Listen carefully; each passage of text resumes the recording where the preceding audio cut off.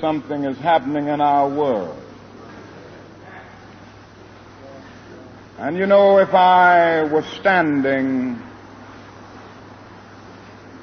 at the beginning of time with the possibility of taking a kind of general and panoramic view of the whole of human history up to now, and the Almighty said to me, Martin Luther King,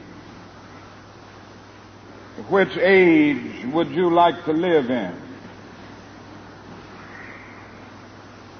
I would take my mental flight by Egypt.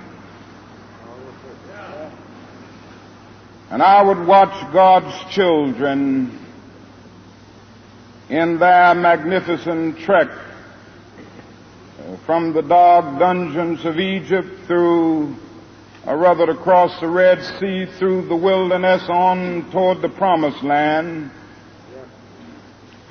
And in spite of its magnificence, I wouldn't stop there. I would move on by Greece and take my mind to Mount Olympus. And I would see Plato, Aristotle, Socrates, Euripides, and Aristophanes assemble around the Parthenon.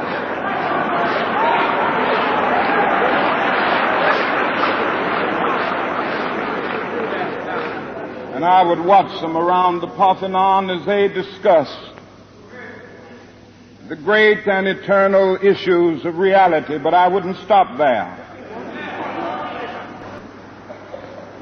I would even go by the way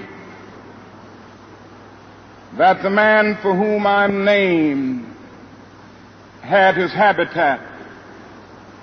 And I would watch Martin Luther as he tacks his 95 Theses on the door at the church of Wittenberg, but I wouldn't stop there. I would come on up even to 1863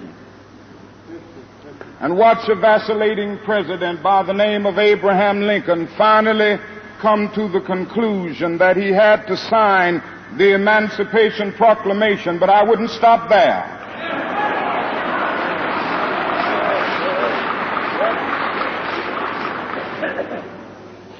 I would even come up to the early 30s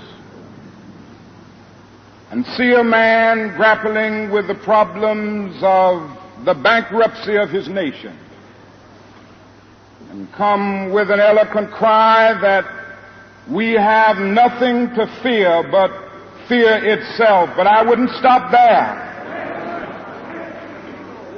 Strangely enough, I would turn to the Almighty and say, if you allow me to live just a few years in the second half of the 20th century, I will be happy.